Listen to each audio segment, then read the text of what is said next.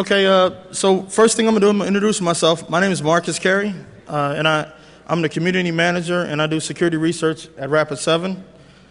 And a couple months ago, I started playing around, actually trying to write stuff.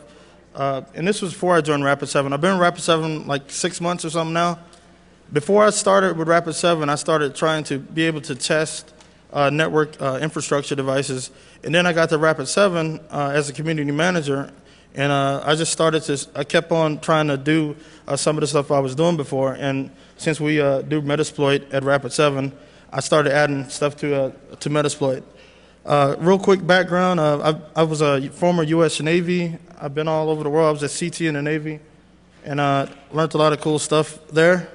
Thanks, all those CTs out there, all those ex-Navy guys out there. So I'm going to introduce my teammates. These guys also work for Rapid7. Real quick, I'm going to let them introduce themselves real quick. My name is David Rude. I'm the exploit developer for Metasploit. Basically, I'm in charge of pretty much every single module that goes into Metasploit. I have to do code review of everything. And my past experience, I've been working in exploit dev probably for 5 or 6 years at least. Prior to Metasploit, I worked for iDefense doing a lot of zero-day validation and stuff like that. So.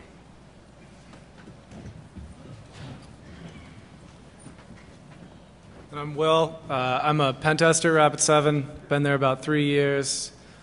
Do all sorts of pen testing, anything from network pen tests, web app pen tests. I did talk on DDoSing, so we've done a little bit of that. I'm happy to be here. Okay, real quick. So what I'm going to do today, everything hopefully will be in the trunk within the next 24 hours. Dave. So what I'm going to do real quick is going to go a quick little outline. I know everybody in here may not know what Metasploit is. There's a lot of people that do. So be patient with me if I'm going to start off a little bit slow here. But in the end, we're going to have live demos.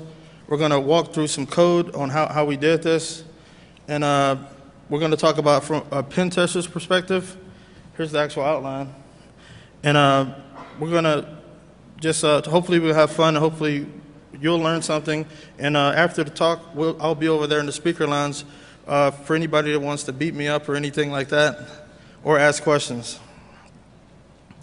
Real quick, Metasploit framework. The Metasploit project was founded in 2003 by H.D. Moore, who is the CSO of Rapid7 now.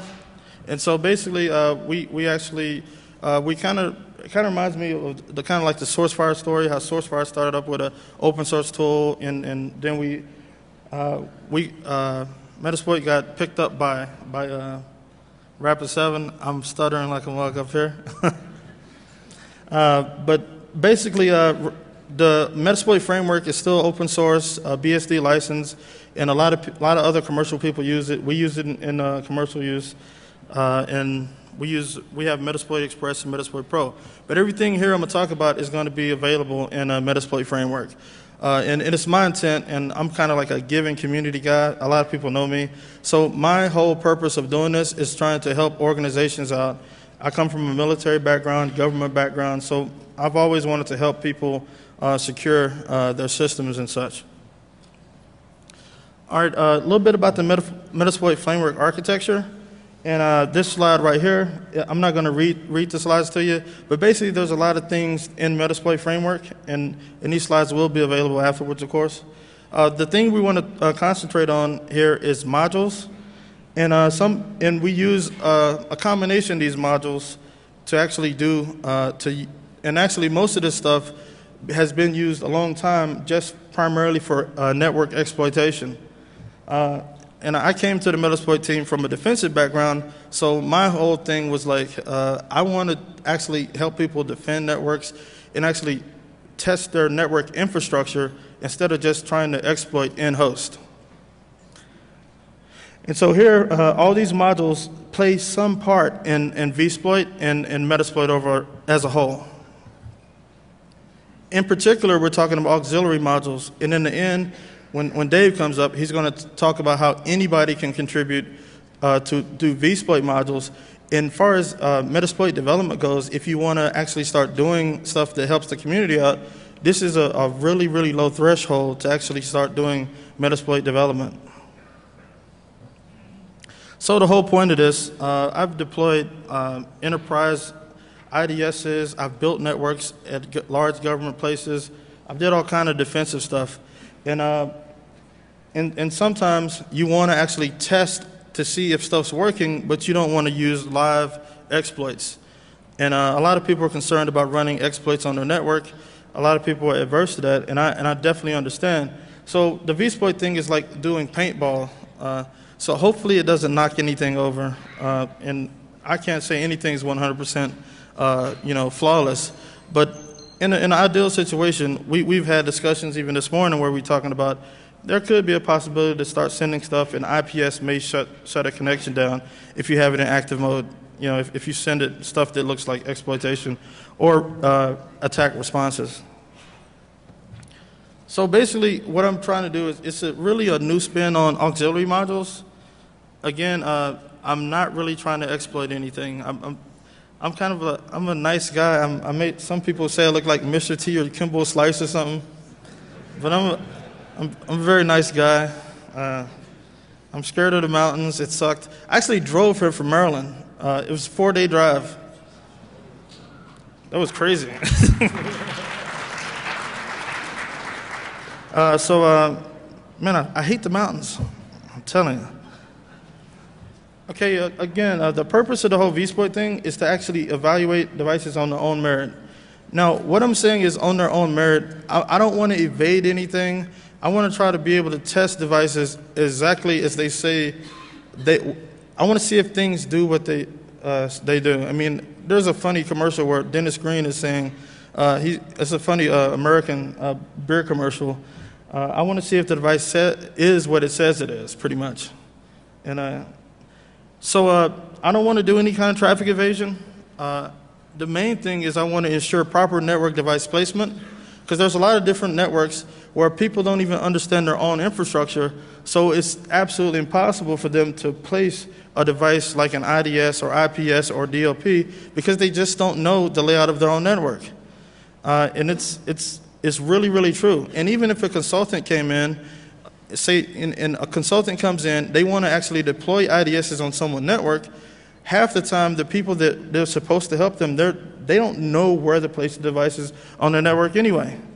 So this is an attempt for people, in-house security people, to be able to test out stuff, send these things to trigger alerts, and if it's not triggering alerts, you know that you have your devices placed in the wrong place. So it's also an opportunity to train security staff. And I'm going to talk about this now. One of the things that I actually wrote that didn't make it here, and Dave said because I suck at writing code, it didn't make it into the trunk yet. But I actually wrote a scheduling function into Metasploit, and it'll be in there pretty soon, where you can actually schedule exploitation to happen. So you can say, I want an exploit to happen at 2 o'clock on a Saturday night.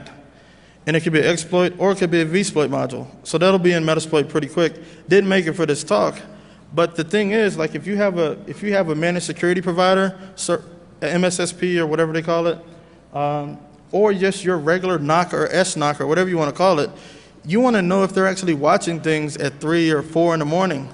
So the ability to actually schedule exploitation and to actually schedule exploits is going to be in Metasploit very, very soon. If I could code better, it'd be in there today for this demo. But I actually had it working, but HD said my code sucked. Okay, so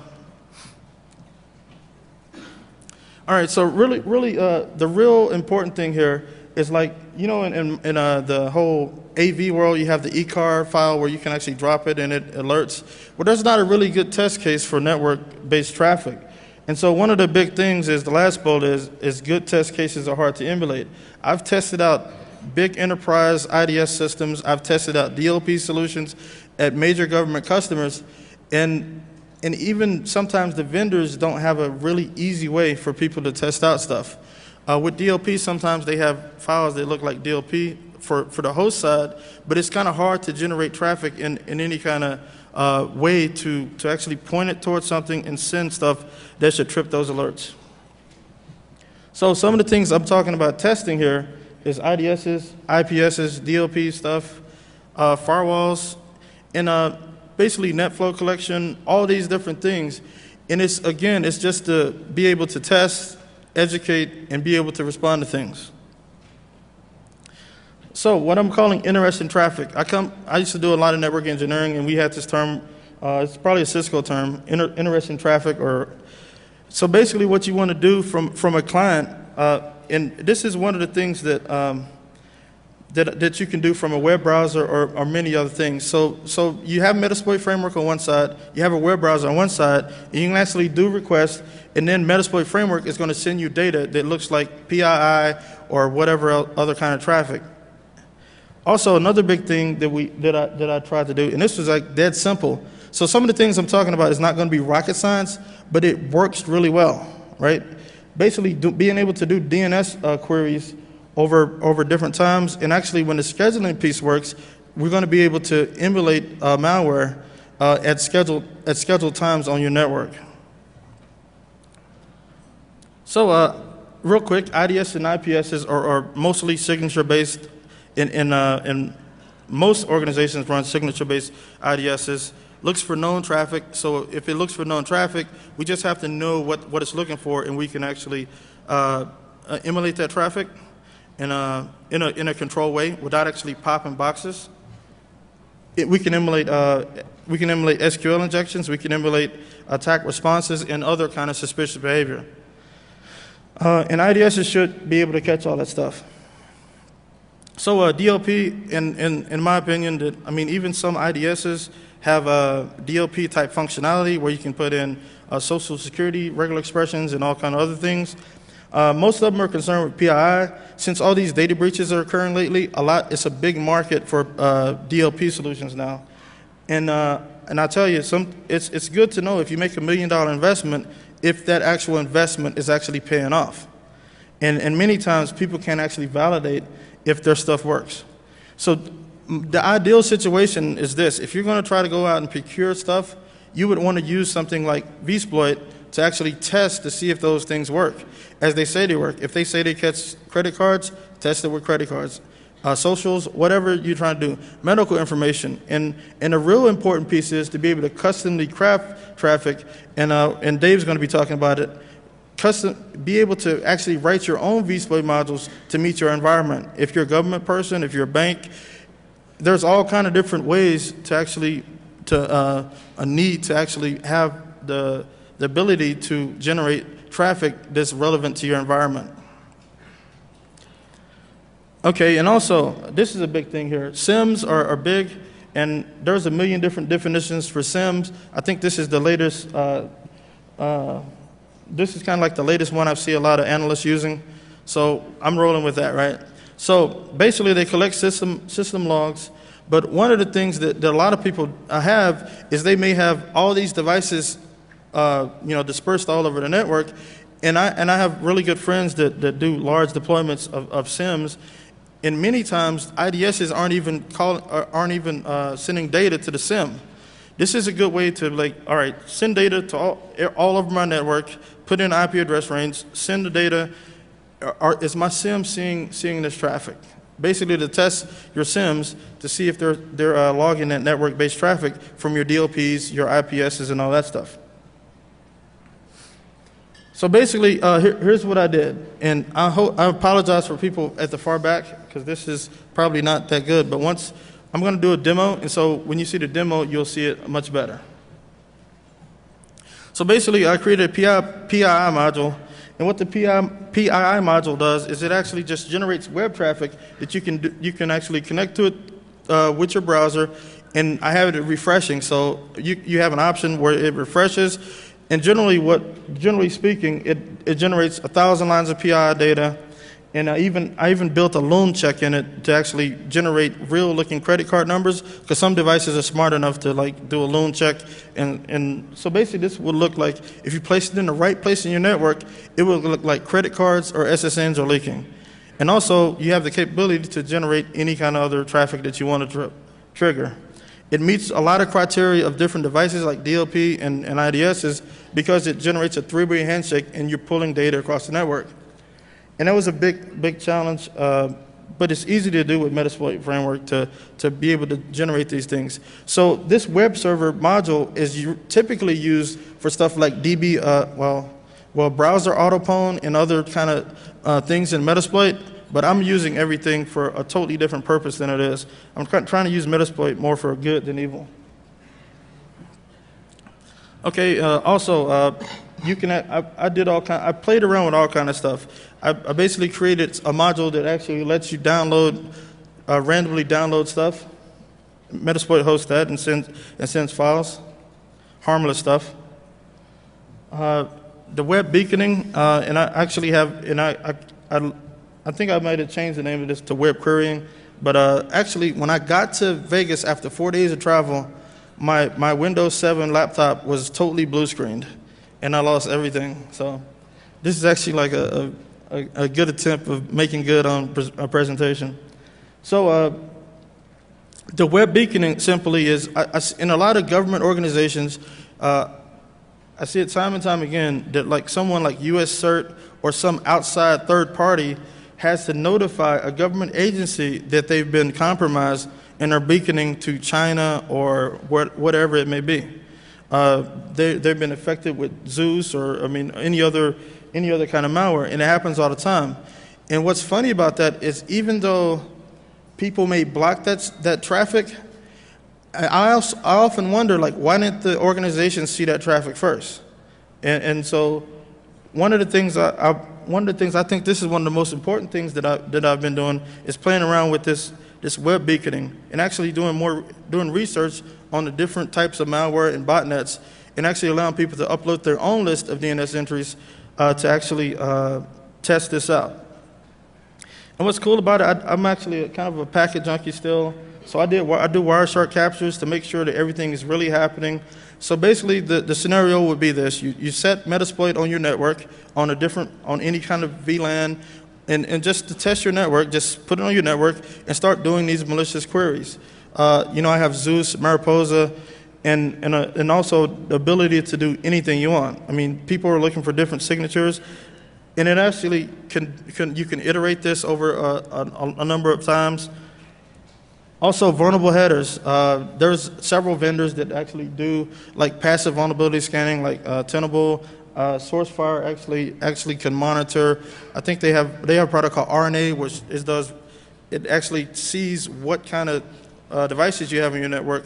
And so sometimes people don't know. So one of this vulnerable header thing, what I did is I took a list of vulnerable headers, right? And I was like, just drop these on the network to see if anybody's paying attention. So if you have an IS4 or 5 server on your network that pops up and you don't know it, I mean, do you have the ability to even see that? So these are the kind of things I'm talking about testing. And so here's a PCAP of the actual, and you can probably see over there, if you can't see it, that it's an old vulnerable header. Okay, I'm gonna switch over to Dave real quick, and he's gonna be talking about writing vSploit modules for a second.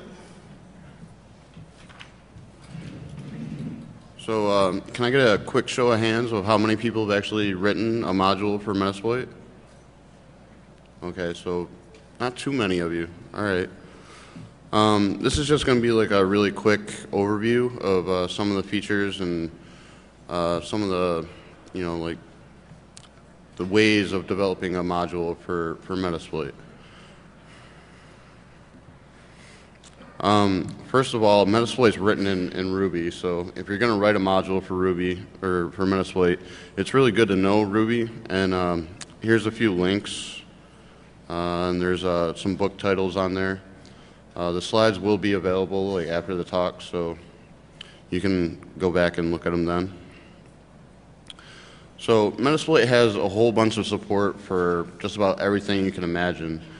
A lot of it originated for like a need for protocol support and all kinds of other kind of support that we needed for exploit development and post-exploit post-exploitation and auxiliary modules and everything like that. So we have pretty much anything you can think of in there. And this comes in really handy when you're developing a module because you don't have to reinvent the wheel. It's already there for you. And this is just a few of the mix-ins that we have. And what a mix-in is basically like a library that you can include into your module and just call methods out of it. And we have HTTP server, client, we have a scanner module, and SMTP modules. So we have a lot of functionality in there, and there's many, many more in there. You just have to look at the code and kind of dig in.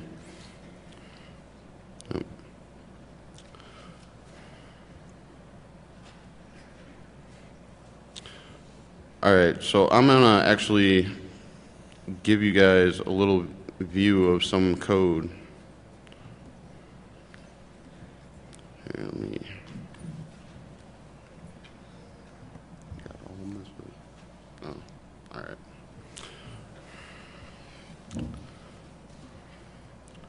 So one of the modules that Marcus was just talking about is the web PII module. And basically what it does is it sets up a web server and it dumps a whole lot of data that looks like personal information. And the hopes is that DLP devices on your network will catch that stuff. So first of all, every module in Metasploit starts with this base class, Metasploit 3. Now we're on Metasploit 4, which just came out August 1st. So that class name is going to be changing to Metasploit 4.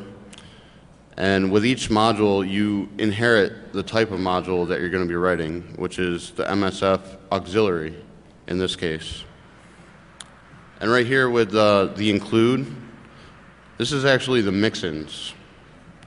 Both of these are mix-ins. We actually wrote the PII mix-in today. And what that does is generate all that PII data for you. So you can write any module you want. If you want that module to exfiltrate PII information, you can do that. Just include this mix-in, and it's there for you. All the generating code is there. So you don't have to sit there and try to generate and match, any kind of format for the PII. It's already there and done for you. And then we have the initialize for the class itself. Each module is a class. And this right here, this is the information structure. So this gives all the information to the users about what your module does, what the name of the module is, who wrote the module, what revision number you're actually on when the module, like when it was last updated. And you can also include like references for anything that you write. If you find information out on the web and you think other people are going to find it useful, you can add those references into your module. And anyone who views your code can see that references. There's a lot of other things. It gets a little bit more complicated. Like you have default options, and you can register options that you want for your module. So when someone is using your module, they have to configure it. They need in this case, we're using meta refresh as one of the options. So you can tell the module whether or not you want to auto refresh the web page with the PII data that it's dropping. And you can also change the amount of time and the number of PII entries that's generated. So this is just a function that Marcus wrote called create page, and it has this really awesome ASCII sheep. I love the ASCII sheep. It's my greatest accomplishment. It is your greatest accomplishment.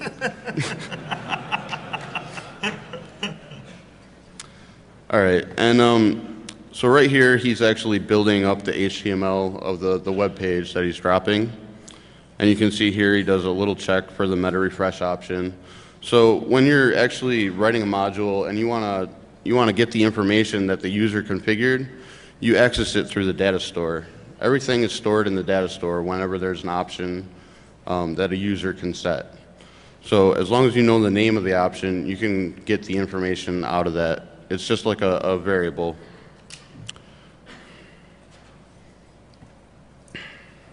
So yeah, here he's just setting up the HTML. He's doing some more checking on some options.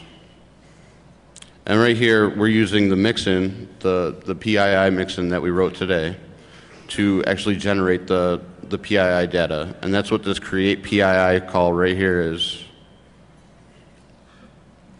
And that's actually what generates everything for you. And that will put the PII data on the page right here. Okay, and then this onRequest URI function, that's actually an overloaded function from the HTTP server mixin.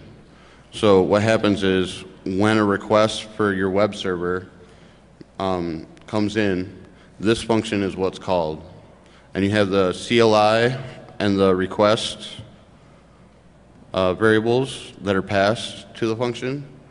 And that can give you detailed information about what the request was, where it came from, a whole lot of information about the client, user agent, everything.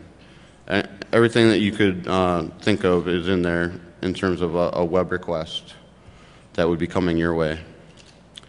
So right here is where he's calling that create page function that we went over.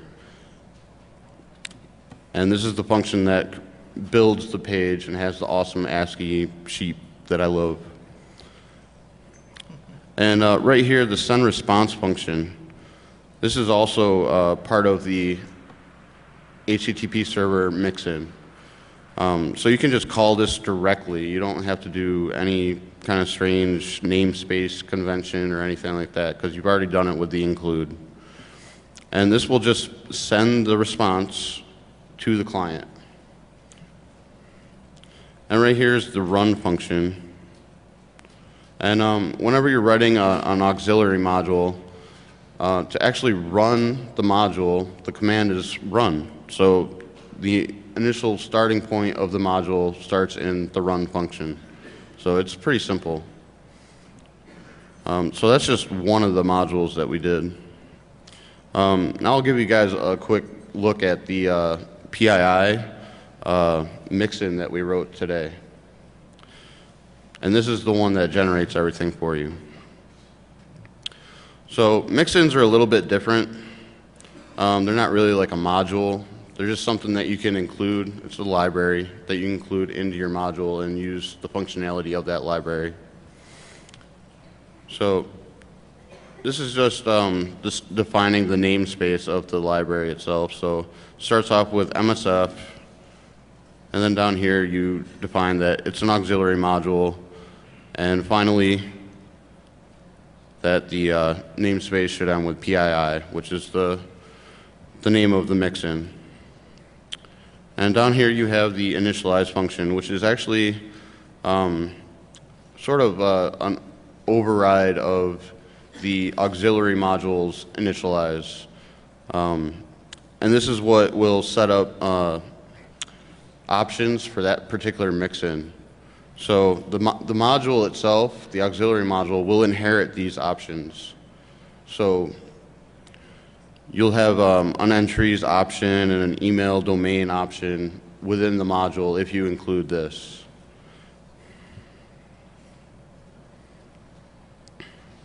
Okay, so here's some awesome Marcus code right here. I always pick on Marcus, but he's a really cool guy. I like Marcus. All right, so right here he's doing some code to create something that looks like a, I don't know, what are you trying to create here? All right. So some function that looks like it's creating an account number of some kind.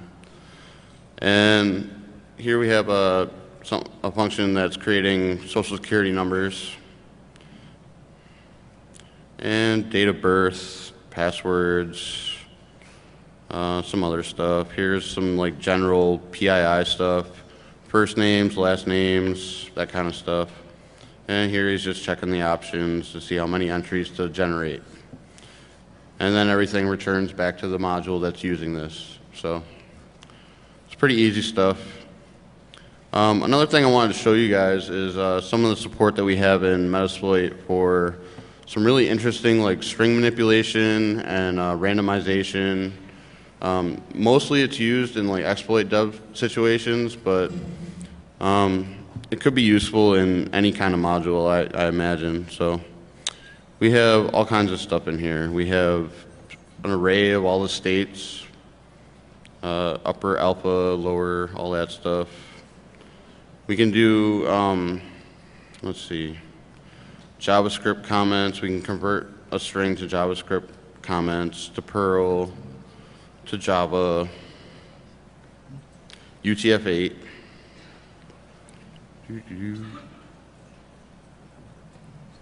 Okay. All right, so just showing you that real quick.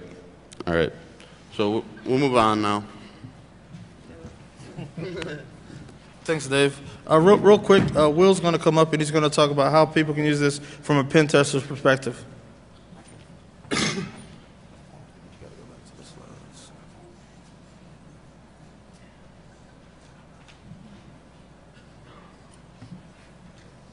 Right, so when I was brainstorming with Marcus, I was starting to talk about things that I just can't do on a pen test or are bad ideas. So one thing I'm not going to want to do is install malware on the corporate domain. I mean, that's obviously a terrible idea. Two, exfiltrating real PII data that puts me in a bad position, and it's bad for the customer I'm working with. And then exploiting critical servers or systems. So I mean, depending on the scope of the engagement or what the goals are, there's certain servers that I'm just not going to want to attack because they're so business critical that if they went down, that could be a major issue. But there still are things that we can test for as part of those. So egress ports are one. So if we're modeling sort of the malware, we want to test what the command and control can go back out on. So if I'm on the corporate domain, I can begin to test using vSploit, test all of my outbound connections, and then I know how I can make outbound connections. Resolving blacklisted domains is another one, so I don't need to drop malware to do it. I can use vSploit to test these sorts of things. Sending known IDS signatures, so that's another one that's in there, and that can also help in the pen test because then I can know what I might be able to get through if I was attacking it, if it was an IPS rather than IDS. So we can send sets of rules, see how it behaves. And then exfiltrating simulated PII or other data. So rather than actually sending customer PII data, so the credit card numbers, I can send the simulated ones. And the other thing I can do is I can sit with my client and I can say, is your network operations team catching this? Or we can do it with the scheduled part. We can do it at 2 a.m. One, did it get caught? And two, did you see the anomalous usage at that hour? So there's really good stuff that we can begin to test in sort of a simulated fashion rather than having to actually use data. So I wrote a module to do email, and basically what it does is it will send the simulated PII data, and you can set it to do, for instance, Gmail. So it'll connect to a Gmail server and actually send out via email a group of credit card numbers or whatever. And then also web. So another cool one would be if you wanted to post it to Pastebin or Wikipedia, you could test it out actually posting simulated PII data. Sorry, I'm trying to rush because we're running out of time here. So future thoughts, some other really cool stuff, host-based DLP testing. So if you imagine our corporate environment, they have host-based DLP across the environment. It may be very difficult to test in each instance, but if you were to say create a Meterpreter exe, put it on all of them, have it run it, connect back to Metasploit, and then you could, in an automated fashion, actually test out if the data can leave that workstation and get out, for instance, via Gmail, which is a common way of getting it out. And then you could, using post modules, add in other exfiltration methods. So if there was a new exfiltration method you wanted, you could just modify the post module, still use the PII mix-in, so it would be very short, very easy, and you could, with the client, say, here's how I was able to get data out, here's where your host-based DLP is failing you, or your network-based DLP, whatever it is. Then also IDS fingerprinting, which was Bandit's idea, is a really cool idea. So you know the signatures for, you have like known signatures for certain IDSs. And then you begin to send those signatures from a system, and you can actually, in a passive way, fingerprint the IDS itself. So there's a lot of cool stuff that could be done with it, and it could actually bring a lot of value in terms of the pen testing portion. You want to do your demos? Okay, real quick, I'm going to try to get some demos, and hopefully the demo guides are kind.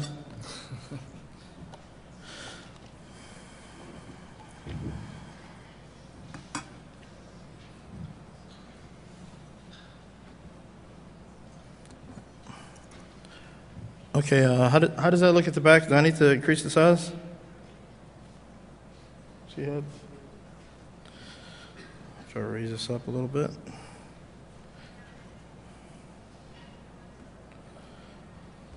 Okay, so right now, like I said, hopefully we're going to get as many of these modules in the trunk soon afterwards. If we can keep Dave sober, we're going to get this stuff. We're going to get this stuff in the trunk as soon as possible.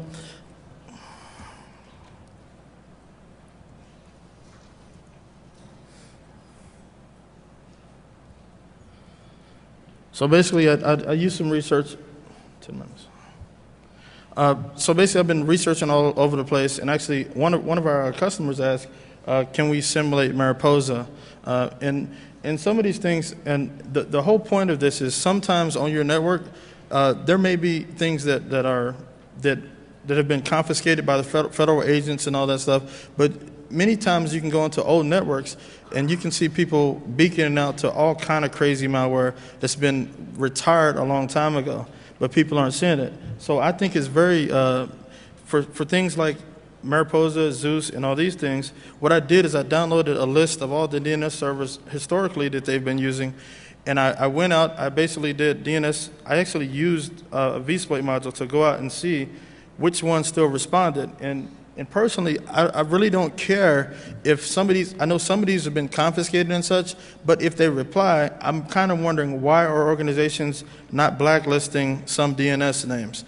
So I think that you can show with this, I'm just going to run this real quick, and it's straight out, I don't know what the ISP is here, but it just goes out and it starts resolving DNS entries to associated with Mariposa historically. And what's kind of cool about this is this is a pretty safe thing to do on any network. Instead of actually having to install malware on a machine and look at it, and you can't really do that. You wouldn't want to do that on a real environment. You can actually just do this, and it would simulate that traffic. It's hung up for a second here. I don't know if it's having a problem resolving something. But essentially, it's dead simple. You put an array of known bad stuff, and you just do DNS queries on it. Okay, cool. So another thing I want to show you real quick is the WebPI module.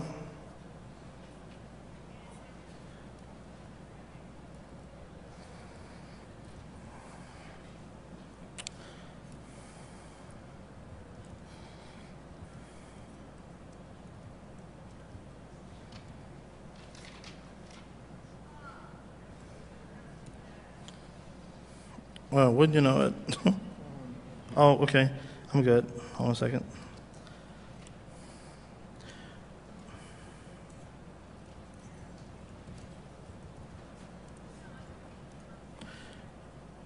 So that's setting me up a listener on that IP address there. We'll just go to it in a browser.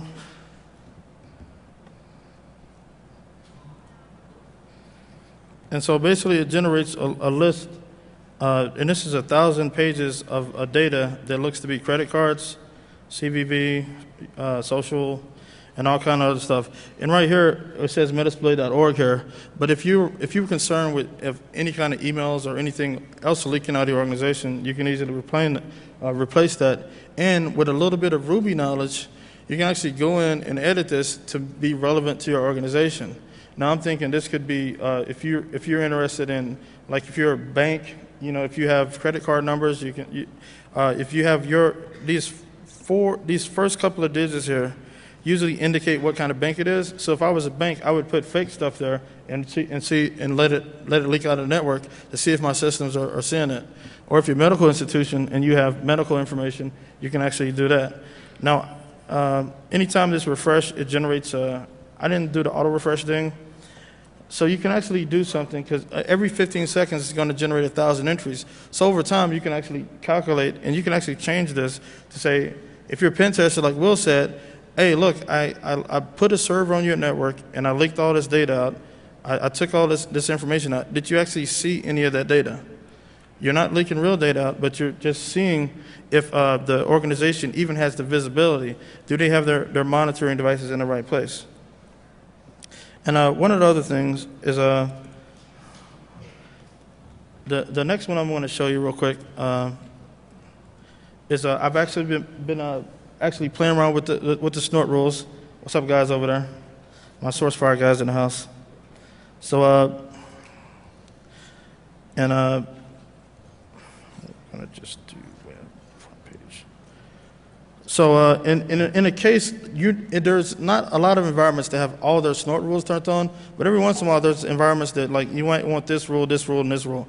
So I was saying, in those particular cases, what you want to do is you want to be able to send information to those particular servers that you're concerned about and actually see. So I actually looked in the VRT rules and show options. And I'm actually using a scanner mix-in, and the scanner mix-in, you can actually send it to several devices. So if you have a VLAN of like, a Class C, and you want to actually be able to send stuff to that whole entire Class C, you can put it in a range, or you can put it in a singular IP address. What I'm going to do is I'm going to set our host to Metasploit.com, and I can run this, and what it does is just does HTTP requests that should generate some of these rules. Now, I haven't vetted it every one of these work yet, but I know I played around with Snort a little bit, and it definitely does trigger some of the rules. So if you're actually interested in some of these things going to your servers, you could do it. Now, this is not intended to try to flood, snort, or blind operators or anything. It's just an attempt to to be able to point particular rules, what I call attributes, towards certain different assets, and be able to see if you actually have your IDS configured properly. So I think that we're at the end now, and I appreciate everyone for coming. Thank you very much.